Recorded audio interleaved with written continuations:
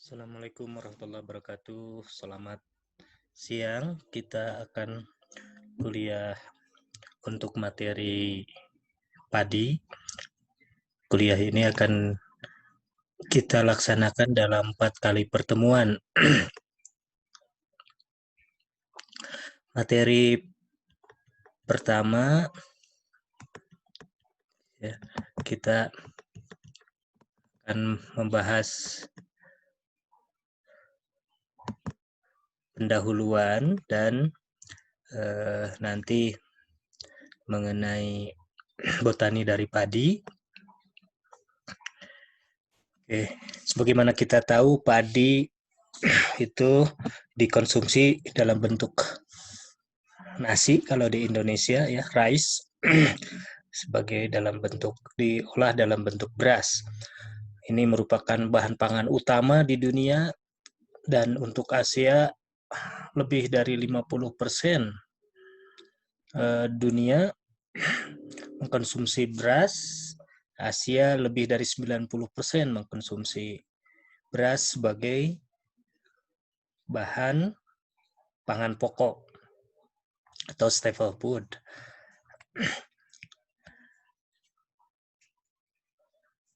Dan khususnya di Indonesia dikonsumsi hampir 97% penduduk.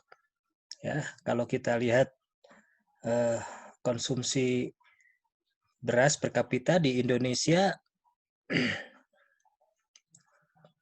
ini posisi 2018 ya dilaporkan oleh BPS sekitar 111,58 kilo per kapita per tahun.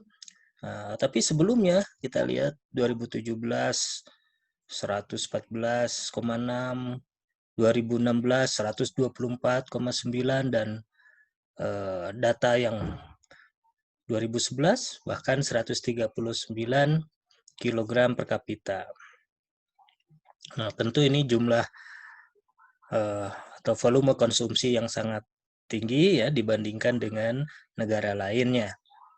Ya, di Jepang itu sudah sekitar mungkin 60-an kilogram per kapita per tahun.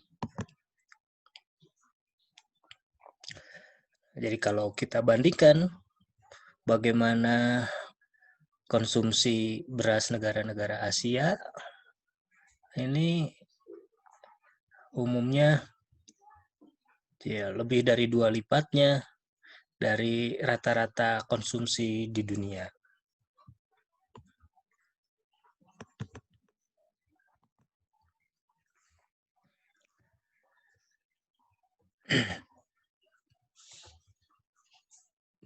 Nah, jadi kalau ini dilihat bagaimana data Indonesia dibandingkan dengan apa yang terjadi di Cina dan di India ya. Ya, polanya relatif sama tetapi volume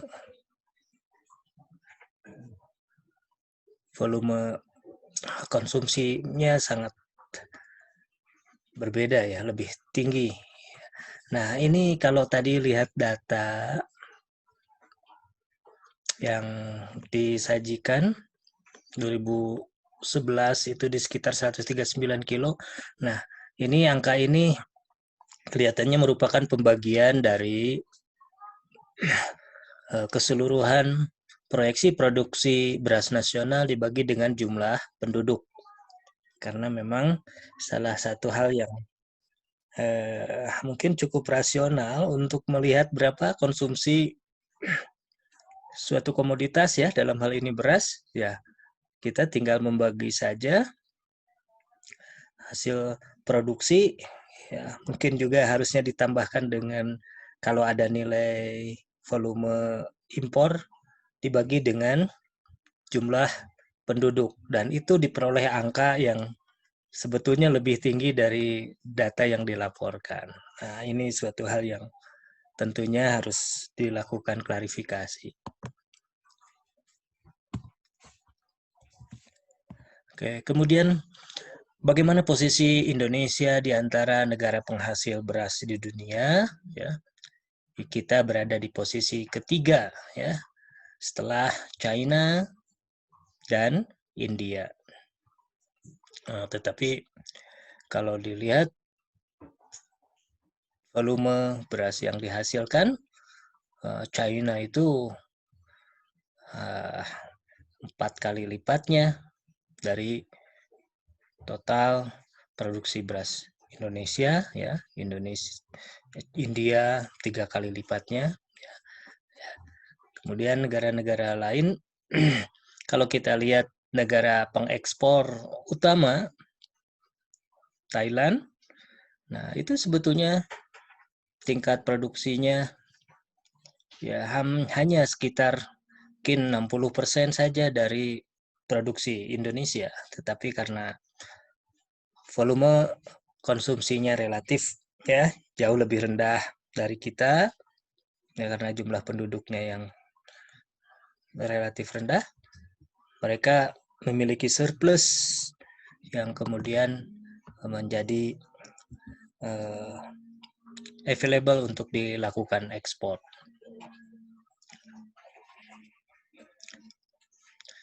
Oke, ini juga data produksi dan konsumsi, sehingga dari neraca ini bisa kita lihat negara-negara mana yang sudah self-sufficient ya atau swasembada dan bahkan memiliki surplus ya. Ya, ini kita lihat belakangan ini Vietnam juga menjadi negara yang sangat banyak surplusnya. Nah, tetapi kalau dilihat secara total produksi Indonesia ini ya masih jauh di atas Thailand dan Vietnam, tetapi karena kebutuhan konsumsi kita yang sangat sangat besar ya, maka masih ada selisih ya, kita lihat ada sedikit selisih mungkin sekitar 3% dari kebutuhan beras kita yang masih harus dipenuhi dari impor.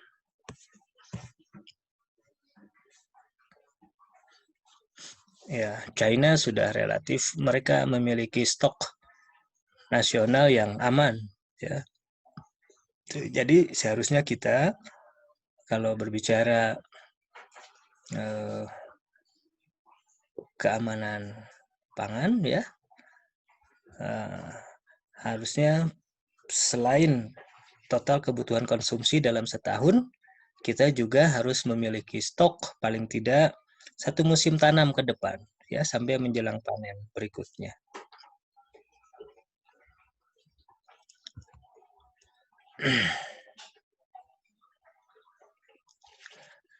Nah, kemudian ini suatu data luas panen, produktivitas dan produksi padi. Ya. Nah, yang 2018 yang dirilis ini 56,54 juta ton gabah kering giling. Jadi ini ada istilah untuk menyebutkan produktivitas padi itu apakah dalam GKG ya, gabah kering giling atau gabah kering panen ya. Itu tentu harus dilakukan koreksi kalau dari GKP gabah kering panen ke gabah kering giling. Nah, kemudian dari gabah kering giling produksi setara berasnya berapa? Nah, itu juga ada nilai rendemennya. Ya, ini 56,54 juta ton GKG menjadi 32,42 juta ton beras. Nah, dari luasan areal 10,9 juta hektar. Jadi ini luas areal panen ya. Nah, ada di data statistik ada istilah luas lahan sawah baku yang menunjukkan berapa areal sawah yang ada. Nah, kalau luas areal yang ada itu misalnya ditanami 2 kali, ya, kalau luas sawah bakunya 7 juta hektar, ya, ditanami padi 2 kali, berarti luas areal tanam ada 14 juta hektar misalnya gitu ya. Nah, dari 14 juta hektar areal tanam itu berapa luas areal panen?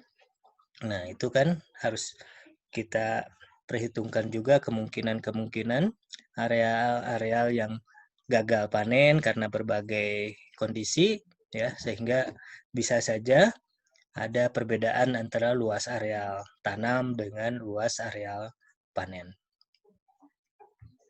Nah, ini kalau kita neracakan yang 2018 itu seharusnya ya dari 56,54 juta ton GKG menjadi 32,42 juta ton beras.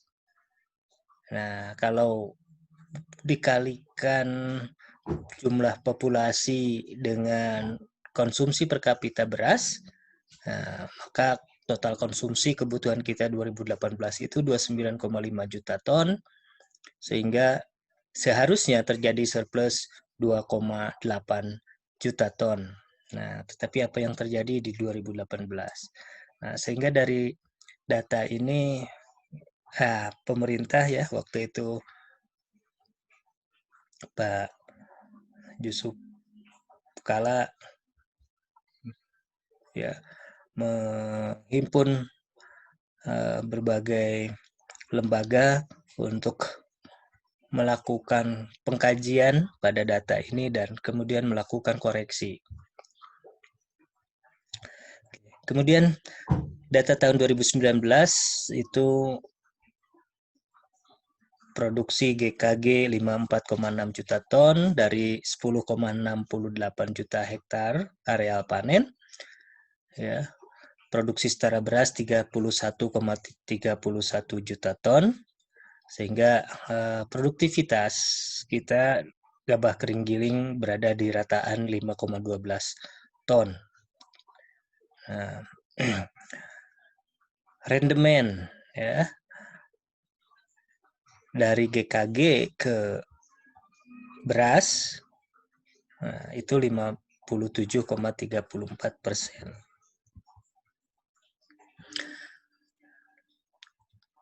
Nah, bagaimana sebaran daerah produksi beras di Indonesia?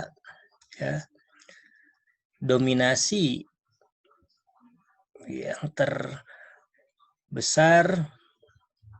masih dikontribusikan Jawa Timur 16,36%, kemudian Jawa Barat 15,26%, diikuti Jawa Tengah 13,78%.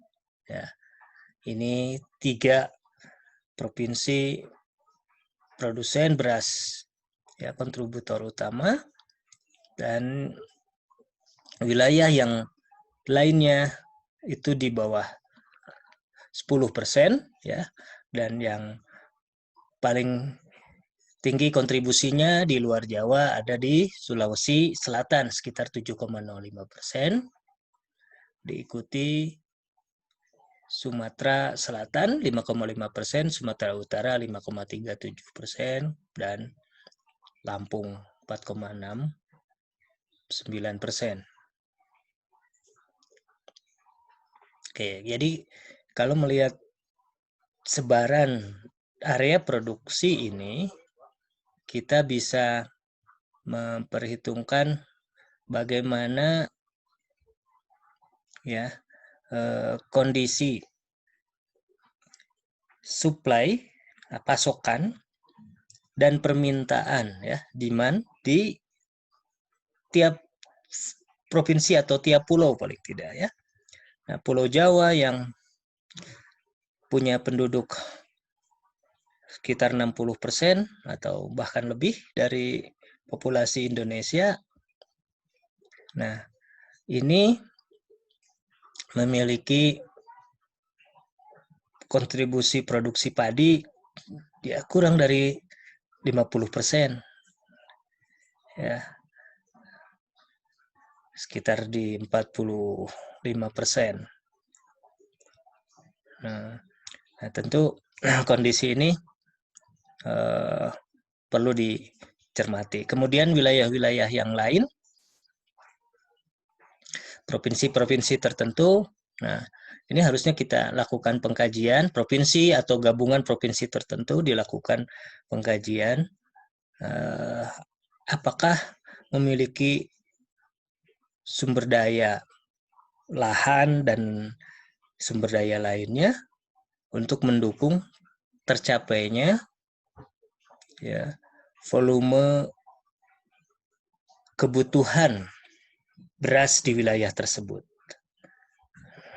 Nah, jadi kalau kita bicara swasembada itu dimensinya nasional, ya sebetulnya kita juga setiap provinsi, setiap kabupaten ya bisa melihat bagaimana antara potensi dengan apa yang kondisi existingnya untuk melihat kemungkinan apakah kebutuhan makanan pokok itu bisa diperoleh dari wilayahnya atau dari wilayah terdekat dari wilayah tersebut.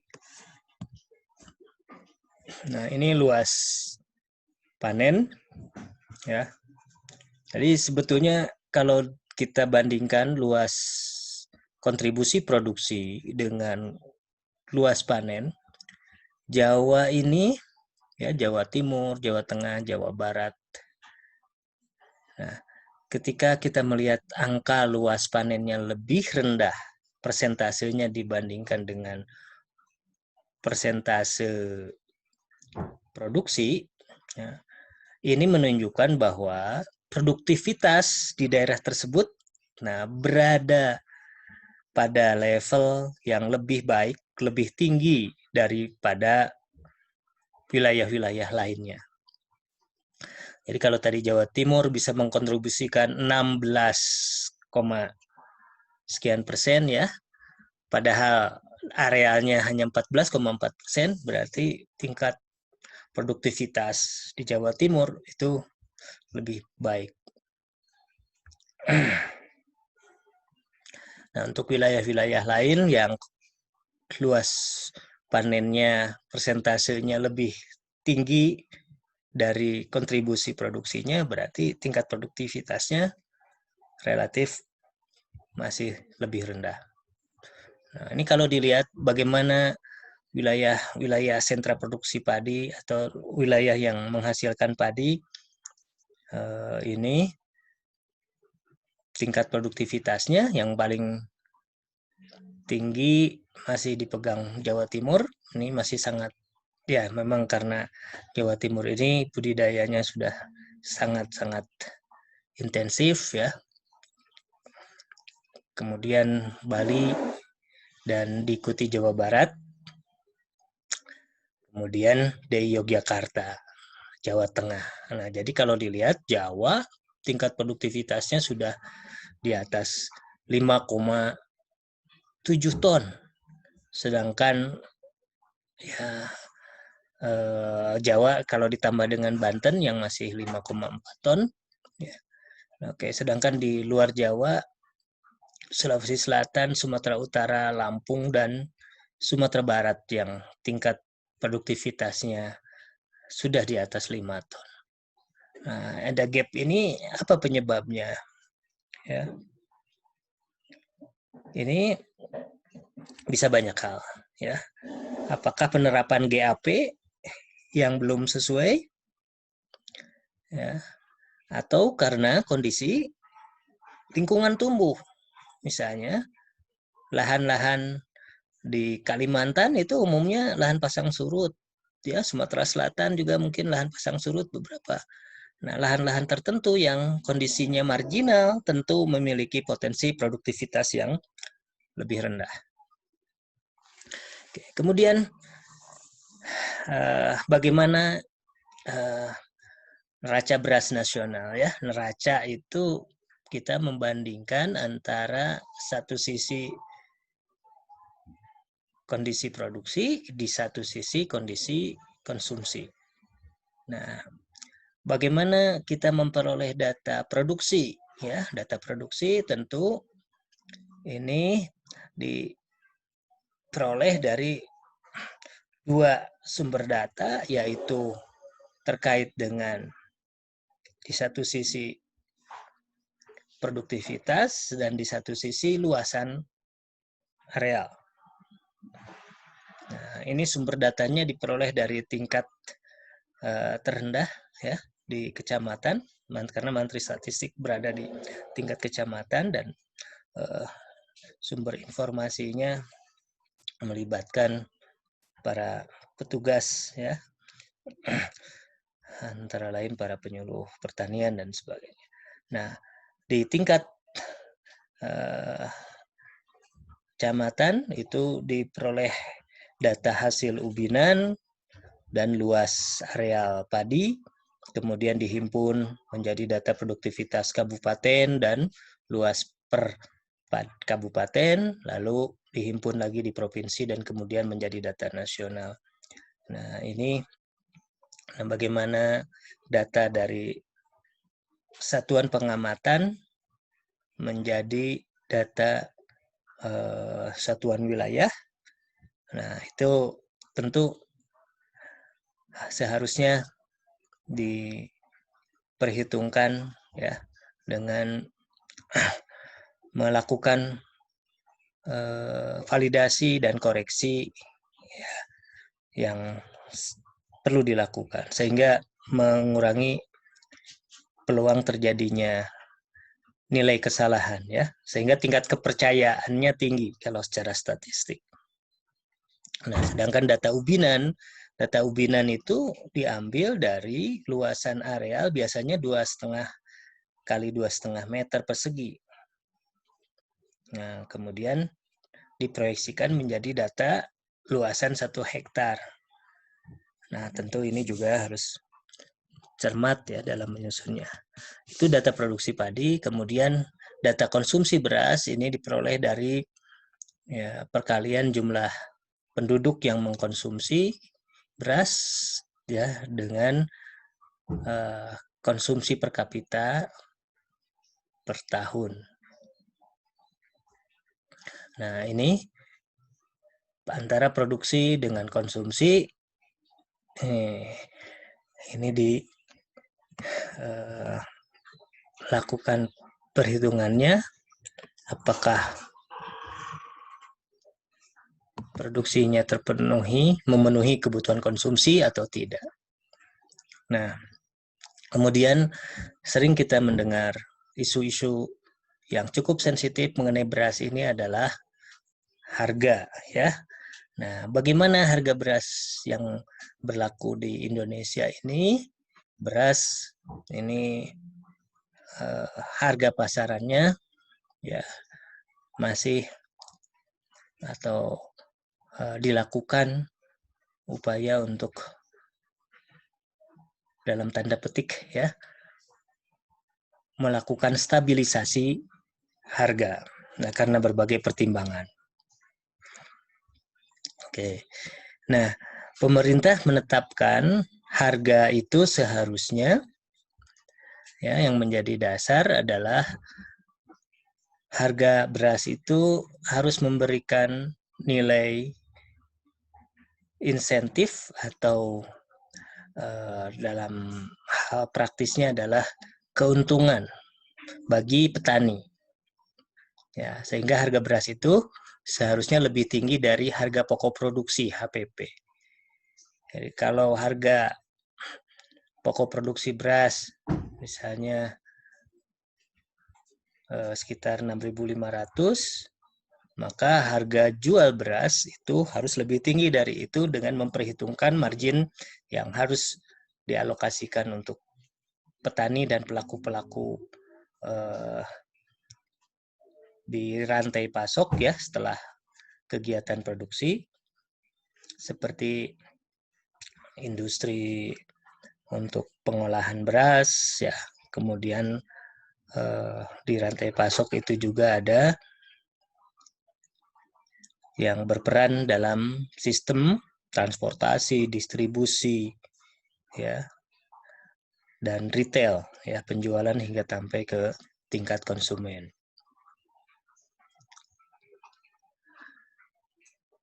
Nah, tetapi yang kita sering mendengar antara harga yang berlaku di pasaran ini memang karena pelaku pembelian gabah petani ini juga dilakukan oleh pihak di luar Bulog ya. Nah, pada Bulog punya tugas untuk melakukan stabilisasi. Nah, ketika harga di pasaran ini lebih tinggi dari harga yang ditetapkan oleh pemerintah, harga pembelian pemerintah, Bulog tidak dapat membeli beras dengan harga pasar. Nah, ini model ini ya di diagram ini menunjukkan ya ketika itu terjadi seharusnya ya Bulog juga melakukan pembelian bisa menyesuaikan dengan harga yang terjadi di pasar. Nah, tetapi tentu dari sisi fungsi stabilitas ini perlu ada pertimbangan-pertimbangan. Ya, saya kira membahas hal ini diperlukan sesi yang khusus ya, karena banyak hal, banyak yang harus menjadi pertimbangan. Oke. Apa yang menjadi faktor-faktor yang menentukan, mempengaruhi situasi perberasan di Indonesia ya. Yang pertama, luas areal sawah, khususnya areal sawah kelas 1 atau yang potensial berproduktivitas tinggi, itu jumlahnya terus berkurang ya karena adanya alih fungsi lahan yang saat ini diprediksi lebih dari 50.000 hektar lahan di Pulau Jawa setiap tahun beralih fungsi. Ya selain di Jawa juga konversi lahan dari lahan sawah itu terus juga berlangsung ya. Baik konversi penggunaan untuk sektor non pertanian ya, dan di beberapa tempat mungkin juga terjadi konversi dari area padi menjadi area pertanian lain ya. Contohnya dulu pada waktu sedang booming pengembangan kelapa sawit, banyak petani yang menanami sawahnya dengan kelapa sawit. Nah, hal yang tadi sudah kita sampaikan, Indonesia ini produsen nomor 3 terbesar beras di dunia, tetapi juga ketika kita mengimpor, ya posisi kita juga posisi 3 besar. Ya. Kalau mengimpornya di atas 500.000 ton, ya udah pasti kita menjadi nomor 1 importir. Oke, kemudian sistem produksi ya, sistem tata niaganya juga banyak kendala. Oke, ini cukup menyita perlu alokasi khusus ini untuk membahas hal ini. Ya. Kemudian percepatan permintaannya juga ini dipicu oleh pertambahan jumlah penduduk yang persentase pertambahan penduduk kita masih di atas 1,2% saya kira. Kemudian konsumsi per kapita kita masih relatif tinggi, ya, yang seharusnya bisa di sekitar kurang dari 90 kilo, kita masih di atas 100 kilo.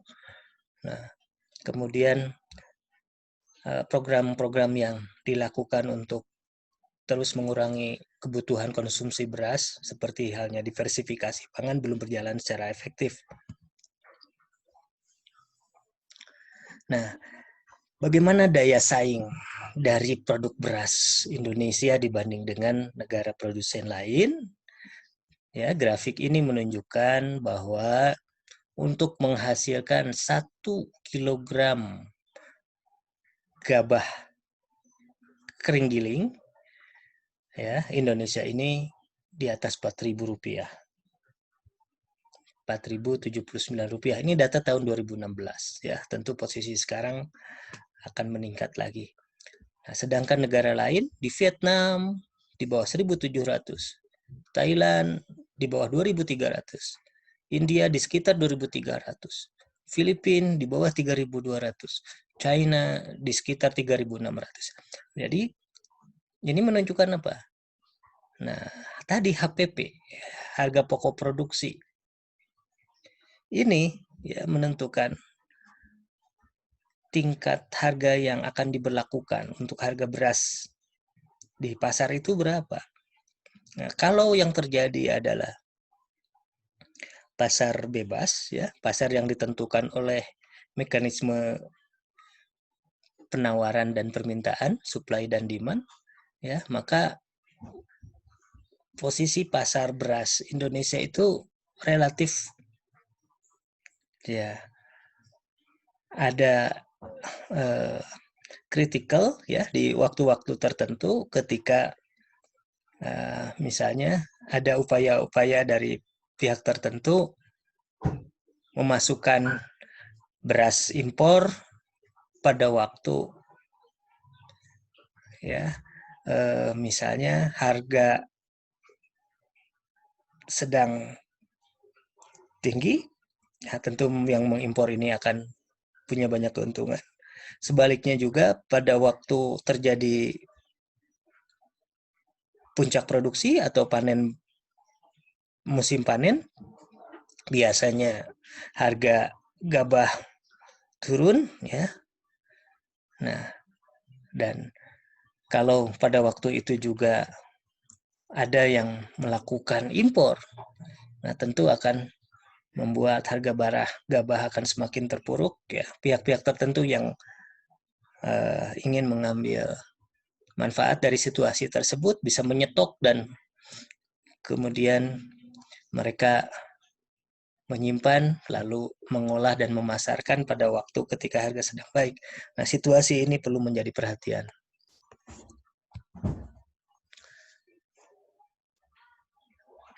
Nah, ini bagaimana harga beras di beberapa negara ya, Indonesia, Filipina, Thailand, Vietnam, harga yang ada di petani, di grosir, ya, dan harga GKG-nya. Di Indonesia dengan harga GKG 5.700, harga di grosir beras 8.580 dan harga di petani, harga di grosir menjadi di atas 10.000. Nah, ini cukup tinggi dan ini hanya bisa ya memenuhi untuk beras premium ya, di Filipina. Tetapi apa yang terjadi di Thailand dan di Vietnam? Ya, harga beras di tingkat grosir itu hanya di sekitar 5.000. Jadi kalau harga di kita misalnya beras medium itu 8.400, harga internasional itu hanya 5.200, nilai biaya transportasi berapa begitu ya. Itu cukup memiliki margin yang menggiurkan bagi pihak tertentu untuk menjadi pengimpor dan bermain di bisnis tata niaga beras. Nah, kalau kita lihat bagaimana biaya produksi padi per kilogram untuk gabah kering panen, ini situasi tahun 2017 ya, maka harga GKP kita berada di sekitar 2.926 dengan komponen-komponen tenaga kerja, sewa lahan, dan sebagainya. Dan ini jadi perlu menjadi perhatian harusnya di Indonesia ini ya, karena di wilayah sentra padi khususnya di Jawa itu sudah terjadi kondisi yang sebetulnya tidak rasional dalam hal nilai sewa lahan ya, di Karawang, Indramayu, Brebes ya, Jawa Timur. Nah, nilai sewa lahan sawah per musim tanam itu sudah di atas 5 juta per hektar. Dengan nilai biaya produksi padi ya 12 juta itu sudah membuat harga pokok produksinya jauh lebih tinggi dan tidak kompetitif dibanding dengan tempat lain. Karena jadi nampaknya di beberapa daerah memiliki sawah itu menyewakan itu jauh lebih menguntungkan dibanding dengan margin yang diperoleh oleh penggarap ya ketika menyewa lahan.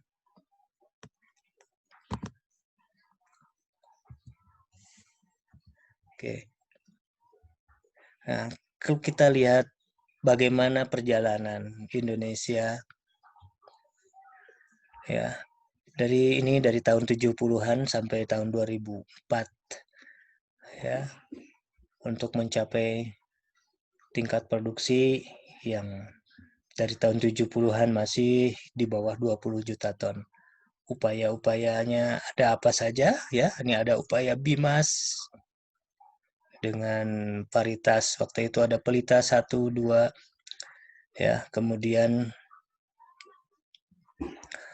tahun 70-an akhir ada operasi khusus, kemudian ada tahun 80-an intensifikasi khusus dengan beberapa varietas ya, ada PB36, PB42. Nah, kemudian di bagian bawah ini ada faktor-faktor atau kondisi yang waktu itu kita alami. Ada kejadian kekeringan tahun 73, ledakan wereng tahun 78 ya. Kemudian terus sering terjadi kekeringan yang ini berpengaruh pada penurunan produksi. Nah, puncaknya pada tahun 84 ya, melalui program ini ada Supra Insus, pengendalian hama terpadu ya, penggunaan varietas IR64 Tisadane Kureng Aceh ya, terjadi swasembada pangan. Dan swasembada ini terus berlanjut hingga tahun 90-an dan Supra Insus juga terus berlanjut, pengembangan varietas juga terus dikembangkan. Nah, tetapi mulai tahun 90-an nah, sebetulnya relatif melandai tingkat produksi kita ya. Kegiatan Supra Insus tetap dilakukan.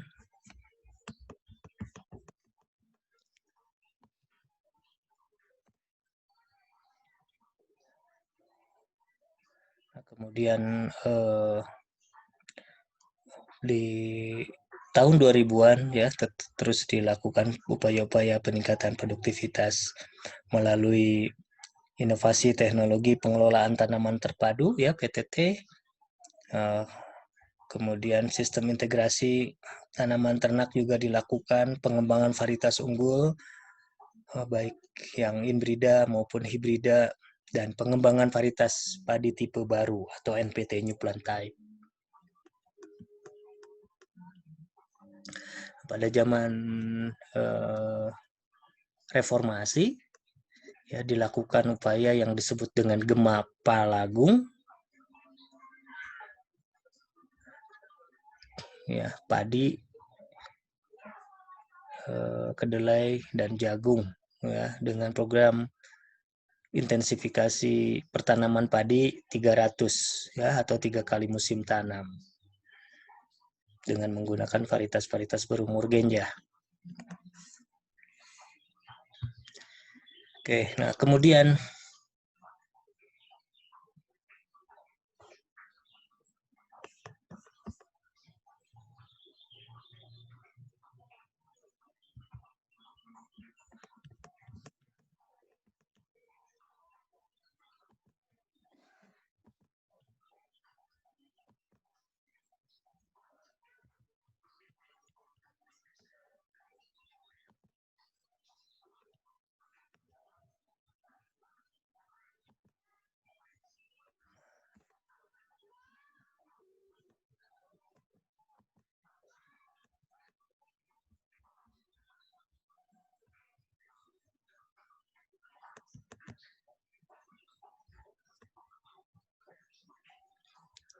kemudian ada paket teknologi budidaya yang saat ini banyak disosialisasikan, ada pengelolaan tanaman terpadu,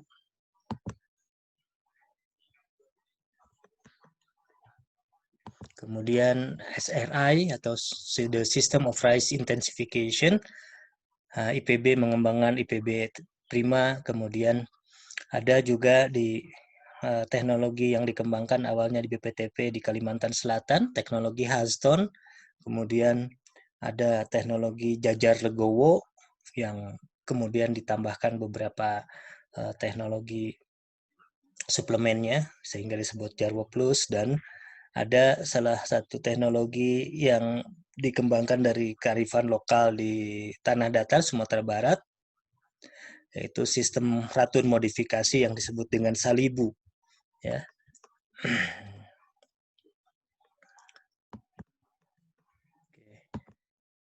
Kemudian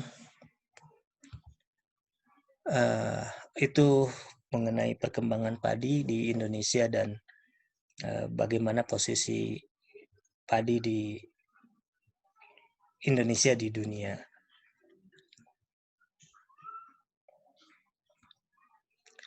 Nah, kemudian kita lanjutkan. Padi ini bagaimana asalnya, ya, atau ini sebetulnya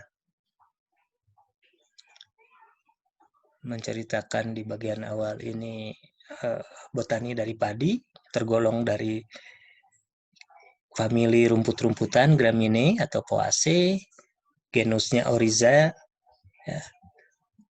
Terdapat sekitar 20 spesies di antara genus ini, dan hanya 2 yang dibudidayakan, yaitu Oryza sativa yang umumnya di ASEAN, dan juga sebetulnya berkembang di Eropa, di Amerika, di Australia juga menggunakan ini, dan Oryza glaberrima yang umumnya ditanam di daerah Afrika.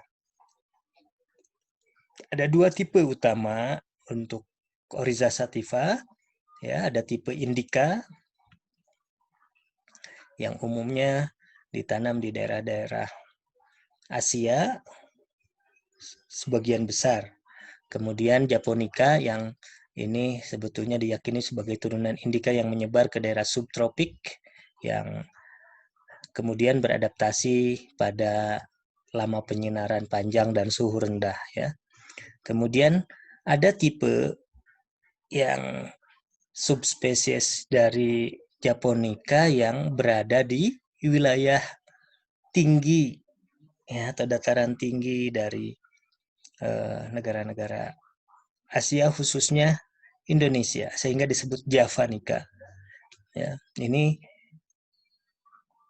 tipe padi yang anatomis, yang morfologinya, ya, mirip Japonica, tetapi berada di lingkungan tumbuh wilayah tropis.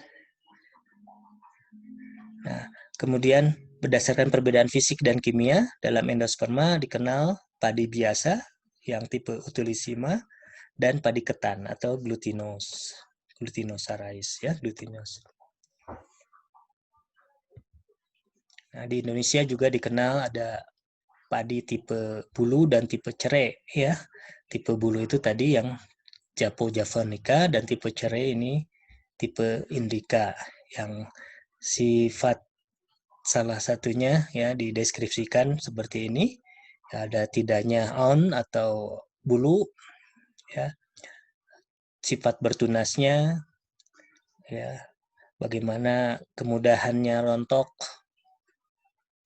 bagaimana kemudahannya rebah, sifat adaptasinya pada lahan yang suboptimal, ya, produktivitasnya, kemudian bagaimana penampakan perawakan helaian daun, ya, dan bagaimana sifat penyerbukannya. Varietas padi, ada varietas padi unggul lokal, contohnya Pandan Wangi, Rojo Lele, Mentik Wangi, Solok, Kewal, Mayas, padi Adan, ya, ada padi ikan di Kalimantan Utara dan sebagainya. Kemudian ada varietas unggul tahan wereng, ini dulu berkembang pada waktu kita mengembangkan menuju swasembada, ada PB5, PB8, IR42, ya. Kemudian varietas unggul baru, yang namanya banyak menggunakan ini apa ya, akronim ya, INPARI, intensifikasi padi irigasi ya, yang sekarang sudah sampai INPARI 1 sampai INPARI 40-an, 42. Kemudian IMPAGO, intensifikasi padi gogo, INPARA untuk padi rawa ya, jadi untuk agroekologi lahan rawa. Kemudian dikembangkan padi tipe baru ya, PTB, contohnya Fatmawati, dan IPB merilis ada IPB 3S dan 4S ya, IPB 3 sawah, IPB 4 sawah. Kemudian ada IPB 8G, 8 gogo, 9 gogo. Kemudian IPB 1R, 2R, 5R, ini R-nya rawa, IPB 1 rawa dan selanjutnya. Kemudian padi hibrida contohnya Rokan, HIPA 1, HIPA 3. Nah, padi tipe baru itu memiliki perawakan yang kalau umumnya padi umum tipe unggul baru itu beranak banyak ya, satu rumpunnya batangnya banyak. Padi tipe baru ini terbatas 8-12, tetapi semuanya sangat produktif, memiliki malai yang panjang dan jumlah gabah permalai yang cukup banyak. Kemudian ini bagaimana morfologi dari padi dari sejak kecambah padi ya, silahkan dilihat.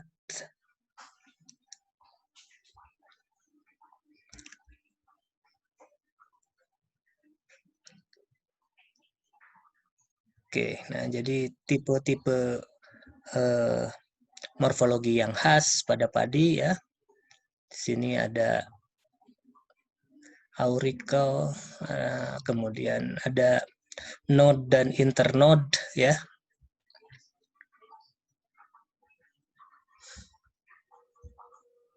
Ya, pada jeraminya. Nah, kemudian ada struktur khusus yaitu adanya aerenkima yang memungkinkan padi bisa hidup pada kondisi tergenang. Nah, kemudian ini yang sangat menarik menjadi kajian bagaimana sistem pembentukan anakan ya atau batang pada tanaman padi dari sejak batang utama kemudian keluar batang anakan primer ya, anakan primer mengeluarkan anakan sekunder mengeluarkan anakan tersier gitu ya. Nah, ini akan menunjukkan bagaimana satu butir padi ya bisa menghasilkan berapa batang anakan ya, yang setiap anakan ini kalau produktif akan menghasilkan satu malai dan satu malai akan terdiri dari sekian gabah dan ya, kemudian akan menentukan berapa produktivitas dari satu rumpun.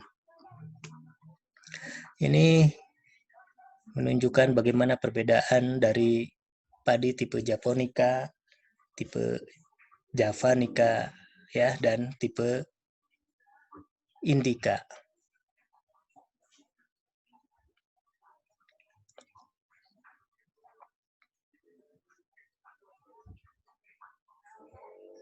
Ya. Japonica yang tengah Javanica, yang kiri Japonica, yang kanan Indica. Kemudian gabah atau spikelet sesuai dengan genusnya ya. Nah, dan bagaimana bulu. Oke, silakan lihat dipelajari. Nah, kemudian ini morfologi yang khas tadi adanya aerenkima. Oke, kemudian pada batang ya. Ini silakan dilihat, dipelajari, kemudian pada daun. Nah, kemudian ini biji padi, ada struktur yang khas ya. ya, ada plema dan palea, kemudian lapisan-lapisan yang ke bagian dalam, ya, ada mulai testa, dari mulai perikap, testa, dan nuklear tisu, jaringan pemutus inti, dan ini ada brand, ya, yang menjadi dedak. Kemudian di mana posisi embrio, ya, ada radikal plumosclerotelum. Kemudian pada bagian yang dominannya, ya, ada endosperma yang terdiri dari aileron cell layer, lapisan sel aileron, ya, dan bagaimana butiran pati. Oke. Kemudian fase pertumbuhan padi ini secara umum ada 3 fase: fase vegetatif cepat, fase vegetatif lambat, dan fase reproduksi, ya. Kemudian masuk ke fase, setelah fase reproduksi ada fase pemasakan, ya, yang terdiri dari 4 stadia: masak susu, masak kuning, masak penuh, dan, ya, masak mati. Ya, ini ilustrasi bagaimana fase sejak vegetatif, ya, tadi ada vegetatif, pertumbuhan cepat dan lambat, kemudian reproduktif, dan ripening. Jadi ada 4 fase pertumbuhan padi. Nah, umurnya, nah, ini bisa dilihat yang membedakan umur padi itu adanya di fase vegetatifnya, ya. Ada yang pendek, ada yang medium, ada yang panjang. Nah, sedangkan fase reproduktifnya relatif tetap di sekitar 35 hari, dan fase pematangannya juga relatif tetap di sekitar 30 hari. Nah, dari sini terdapat klasifikasi yang umurnya di bawah 120 ini relatif memiliki umur pendek, ya, 120 sampai 140 umur sedang, dan di atas 140 umur dalam, ya, atau panjang.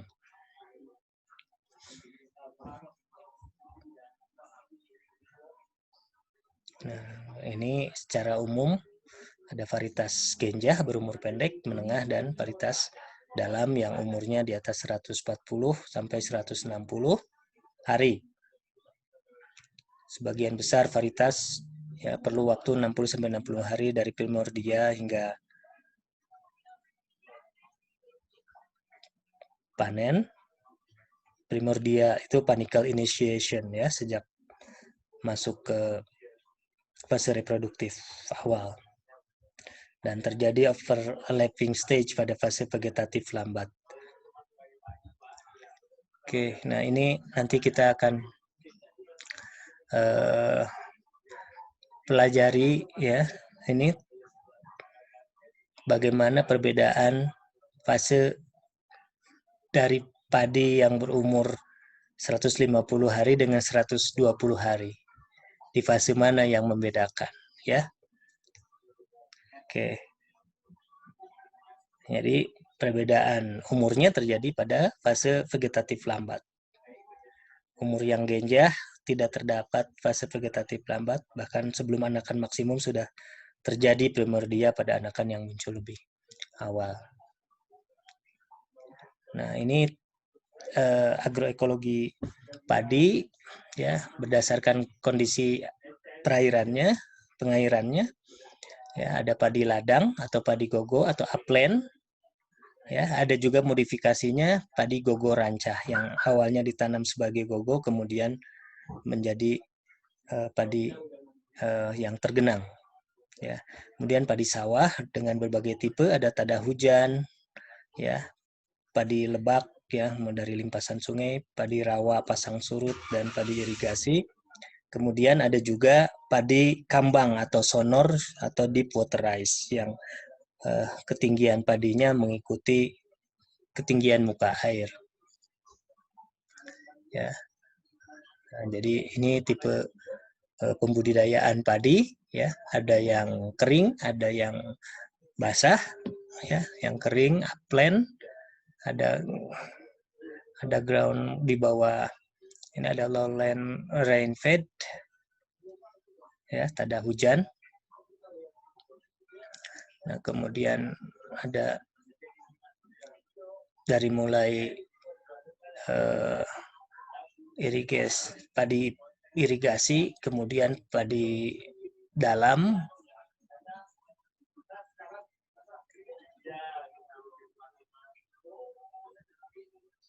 dan kemudian ada padi yang di upland, ya, upland padi gogo tetapi kemudian diirigasi.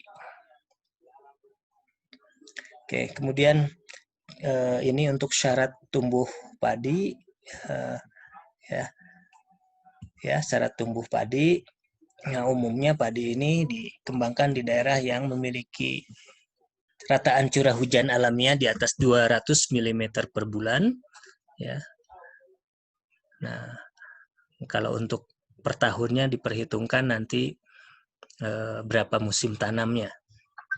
Kemudian suhunya berkisar antara 15 sampai 30.